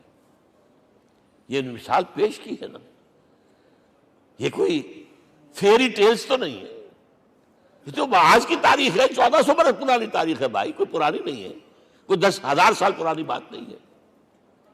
اور وہی عمر ہے، انہیں بلایا گیا ہے بیت المقدس، وہاں جو مسلمانوں کا محاصرہ تھا وہ طول کھینچ گیا، فصیل بہت اونچی مضبوط، اور اندر ہر طرح کا رسد بھی موجود ہے، راشن بھی ہے، پانی بھی ہے۔ عیسائیوں کا قبضہ تھا، عیسائی پادری آئے فصیل پر، مسلمانوں تم اگر قیامت تک بھی یہاں پڑے رہے محاصرہ کر کے، یہ کبھی فتح نہیں ہوگا شہر، ہاں یہ فتح ہونا ہے، ہماری کتابوں میں ہے، لیکن ایک درویش بادشاہ کے ہاتھوں فتح ہوگا، تمہارے اندر ہمیں وہ درویشی نظر نہیں آ رہی۔ وہ چونکہ کچھ عرصہ ہو گیا تھا، شام میں پہنچ گئے تھے، خربوزے کو دیکھ کے خربوزہ رنگ پکڑتا ہے، اچھا لباس پہننا شروع کر دیا، اور وہاں تھے امین هذه الامہ ابو عبیدہ بن الجراح رضی اللہ تعالی عنہ، یکی عشرہ مبشرہ، ان کا فوراً کلک کیا، یہ بادشاہ مدینے میں بیٹھا ہوا تو ہے، یہاں سے ریکویسٹ کی گئی ہے آپ تشریف لائیے۔ اب 700 میل کا سفر ہے، کوئی ذاتی سفر نہیں، کسی بیٹے کے کنووکیشن کے لیے نہیں گئے ہیں، کوئی انٹوریج نہیں ہے، کچھ نہیں، ایک اونٹ، ایک خادم، اور اسی اونٹ پر راستے کا راشن، لہذا ایک آدمی بیٹھ سکتا ہے۔ اب ایک منزل خلیفہ اوپر تشریف فرما ہے اور خادم ہاتھ پکڑ کر آگے چل رہا، اگلی منزل خادم اوپر بیٹھا ہے اور خلیفہ ہاتھ پکڑ کے آگے چل رہا ہے۔ جب آخری منزل آئی ہے تو باری ہو گئی اس خادم کی، اس نے ہاتھ جوڑ دیے خدا کے لیے لوگ دیکھیں گے مجھے ماریں گے، تمہیں شرم نہیں آئی؟ خلیفۃ المسلمین جو ہے وہ آگے آگے تمہارے چل رہے تھے، تم وہ براجمان تھے۔ حضرت عمر نے ڈانٹ پلائی، ادورو دورو، نہیں، باری تمہاری ہے۔ وہ بیٹھا ہوا اوپر، حضرت عمر پھنکیل پکڑ کر آ رہے ہیں، اور بیچ میں کہیں کیچڑ آ گیا تھا، جوتیاں بھی ہاتھ میں پکڑی ہوئی ہیں۔ اب وہاں آتے ہی انہیں لے جایا گیا فصیل کے سامنے، انہوں نے اوپر سے اپنی کتابیں دیکھیں، ہاں یہی ہے درویش بادشاہ، یہ فتح نہیں ہوا تھا یروشلم، یہ ایک صلح کے طور پر انہوں نے دیا ہے، کھول دیا، آ جاؤ۔ اور انہوں نے شرط رکھوائی تھی کہ کہیں یہاں یہودیوں کو آباد نہیں ہونے دیں گے آپ۔ حضرت عمر نے اتنی رعایت کی تھی یہودیوں کے لیے کہ وہ یہاں آئیں، اپنے مقدس مقامات کی زیارت کر کے جا سکتے ہیں، لیکن یہاں سیٹل نہیں ہو سکتے، اس لیے وعدہ تھا۔ یہ وعدہ جو ہے سلطان عبدالحمید خان تک چلا ہے۔ بڑی سے بڑی رشوت پیش کی تھی زائرنسٹ نے، تمہارے سارے قرضے ہم ختم کر دیں گے، تم جو ہے ہمیں فلسطین میں آباد ہونے کا حق دے دو۔ نہیں، جو معاہدہ عمر کا تھا اس میں کوئی ترمیم نہیں کر سکتا۔ تو یہ مثالیں ہیں جو پیش کی گئی ہیں۔ میں تو کہا کرتا ہوں، جب میں نے پڑھا تھا کہ کرنل جمال عبد الناصر کی بیٹی سائیکل پر جاتی ہے کالج، چون لائی کی بیٹی بھی سائیکل پر کالج جاتی ہے، احساس ہوا تھا عظمت ہے نا، چاہے وہ کسی غیر میں ہو۔ اور واقعہ یہ ہے کہ میں بیان کرنے سے رہ نہیں سکتا، جب میں نے لال بہادر شاستری کے بارے میں سنا، he had no house in the whole of India۔ یہ تو بھارت کی ڈیموکریسی کا ایک معجزہ ہے۔ A person who doesn't own a house in the whole length and breadth of India and he rose to the position of prime minister۔ ہمارے ہاں کسی میونسپلٹی کا جو ہے ممبر نہیں بن سکتا، اس کی بیوی اپنے گھر میں خود کھانا پکاتی تھی، کوئی ملازم نہیں تھا۔ اور جب ہارٹ اٹیک ہوا ہے تاشقند میں، تو وہ جو مرتے دم بات کی ہے اس نے ماتا جی سے کی ہے، بیوی سے نہیں کی۔ یہ ہماری مشرقی روایات ہیں، ماں کا مقام۔ لیکن یہ تمام مثالیں جو ہیں، پوری نوع انسانی 10 مرتبہ پیدا ہو کر ختم ہو جائے، حضرت عمر والی مثالیں نہیں لا سکتے۔ رات کو گشت کر رہے ہیں، ایک جگہ سے رونے کی آواز آئی، معلوم ہوا کہ بچے ہیں، بھوکے ہیں، رو رہے ہیں۔ ماں سے پوچھا گیا کیا معاملہ ہے، کہ کیا کروں، کچھ نہیں ہے، میں نے یہ آنڈی چڑھا دی ہے، چولہے کے اوپر آگ جلا دی ہے، بچوں سے کہا کچھ پک رہا ہے، ذرا انتظار کرو، سو جائیں گے۔ کانپ گئے، ایسی گئے سیدھے بیت المال، آٹے کی بوری اپنے غلام سے کہا میرے کندھے پر رکھ، میں لے چلتا ہوں۔ نہیں، قیامت کے دن تم میرا بوجھ نہیں اٹھا سکو گے۔ اپنے کندھے پر بوری رکھ کر لائے ہیں، کھانا پکوایا، کھلایا بچوں۔ اب اگر حضور یہ کہے کہ سید القوم خادم ہوں، تو یہ حقیقت تھی کہ نہیں تھی؟ ورنہ اگر یہ مثال نہ آتی تو کہتے جی شاعری تو اچھی ہے، بہت اچھا شعر کہہ دیا ہے، کوئی سردار بھی کبھی خادم ہوا ہے۔ اب یہ ہے کہ یہ نظام دنیا میں، بس آخری بات میں آ گیا ہوں، یہ خوشخبریاں میں آپ کے ساتھ یہ تحفہ لے کر آیا، یہ پڑھیے کہ نظام دوبارہ آنا ہے۔ محمد کی پیشن گوئی غلط نہیں ہو سکتی، وہ صادق المصدوق صلی اللہ علیہ وسلم۔ اگرچہ ابھی ہمیں اور سزائیں ملنی ہیں، اور سخت سے سختر سزائیں آنی ہیں۔ ابھی آرمگڈون سر پر تنی ہوئی ہے، کھڑی ہوئی ہے، ملحمۃ العظمیٰ جسے حدیث میں کہا گیا۔ آرمگڈون پتہ نہیں آپ نے کبھی سنا ہے کہ نہیں سنا ہے؟ یہ بائبل کی آخری کتاب جو ریولیشن جان ہے، اس میں ہے کہ ایک بہت بڑی جنگ ہوگی، گریٹر اسرائیل بنانے کے لیے بہت بڑی جنگ ہوگی، and you said the stage has been set for that۔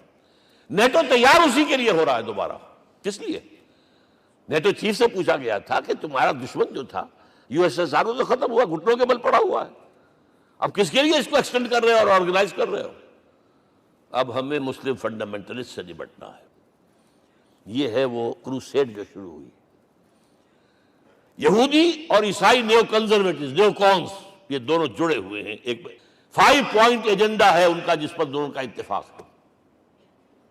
تو ابھی ہم پر بڑے برے وقت آنے ہیں، ہمیں سزائیں ابھی اور ملنی ہیں، لیکن tables will be turned۔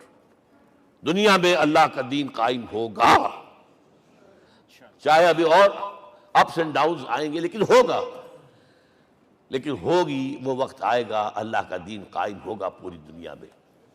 ایک حدیث میں آپ کو سنانے چلا تھا، حضرت ثوبان سے رضی اللہ تعالیٰ عنہ، مسلم شریف کی روایت ہے۔ حضور نے فرمایا ان اللہ زوالی الارض اللہ نے میرے لیے پوری زمین کو لپیٹ دیا. فرائے تو مشارقہا و مغاربہا، میں نے اس کے سارے مشرق دیکھ لیے، سارے مغرب دیکھ لیے. فإن امتی سیبلغ ملکہا ما زوئ لی منہا، میری امت کی حکومت ان تمام علاقوں پر قائم ہو کر رہے گی جو اللہ نے زمین کو لپیٹ کر مجھے دکھا دیے. یہ ہونا ہے. And that is going to be the end of this world. Armageddon بھی آ جائے گی پہلے، ملحمت العظمیٰ بھی آئے گا، سزائیں بھی ملیں گی، بالآخر وہ ہوگا. لیکن آخری بات، میرے اور آپ کے لیے مسئلہ لمحہ فکریہ کیا ہے؟ میں اور آپ کہاں کھڑے ہیں؟ Are we on the side of Allah or on the side of America? بہرحال یہ تو جو اپس اینڈ ڈاؤنز آنے ہیں، میرے اور آپ میں سے ہر شخص کے سوچنے کی بات یہ ہے، یہ تو انقلاب تو آئے گا، حضور کے ذریعے سے آیا. کچھ لوگ حضور کے ساتھی بن گئے، ان کی دنیا بن گئی، آخرت بن گئی، قیامت میں کے بعد جو کچھ ملنا ہے اللہ تعالیٰ روح و ریحان و جنت النعیم. کچھ رہ گئے کہ چاہے سگا چچا تھا محروم رہ گئے، ابو لہب. آج بھی یہ قافلہ ادھر چل رہا ہے. اقبال نے بالکل ٹھیک کہا ہے کہ دنیا کو ہے پھر مار کا روح و بدن پیش، تہذیب نے پھر اپنے درندوں کو ابھارا، اللہ کو پامر دیے مومن پہ بھروسہ، ابلیس کو یورپ کی مشینوں کا سہارا.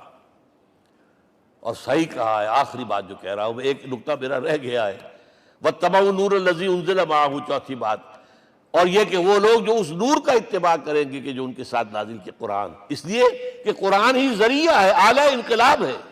قرآن انسانوں کو بدلتا ہے، افراد کو، افراد مل کر جماعت بن کر وہ جو انقلاب برپا کرتے ہیں. بٹ انڈیویجول چینج، اقبال کے الفاظ میں چوں بجا در رفت جہاں دیگر شود، یہ قرآن اگر کسی کے باطن میں اتر جاتا ہے تو اس کے اندر انقلاب آ جاتا ہے. He is a change person from within. وَاتَّبَعُوا النُّورَ الَّذِي أُنزِلَ مَعَهُ. لیکن آخری دور کے بارے میں یہ چند اشعار سنا رہا ہوں. شب گریزاں ہوگی آخر جلوہ خورشید سے، یہ چمن معمور ہوگا نغمہ توحید سے، ہو کر رہے گا. اور پھر دلوں کو یاد آ جائے گا پیغام سجود، پھر جبیں خاک حرم سے آشنا ہو جائے گی. اور آنکھ جو کچھ دیکھتی ہے لب پہ آ سکتا نہیں. میں حیرت ہوں کہ دنیا کیا سے کیا ہو جائے. آب روان کبیر تیرے کنارے کوئی دیکھ رہا ہے کسی اور زمانے کے خواب. وہ زمانہ آنا ہے، لیکن دیکھنا یہ ہے کہ میرا اور آپ کا اس میں کتنا حصہ ہے. اقول قولی ھذا واستغفر اللہ لی ولکم ولسائر المسلمین والمسلمات.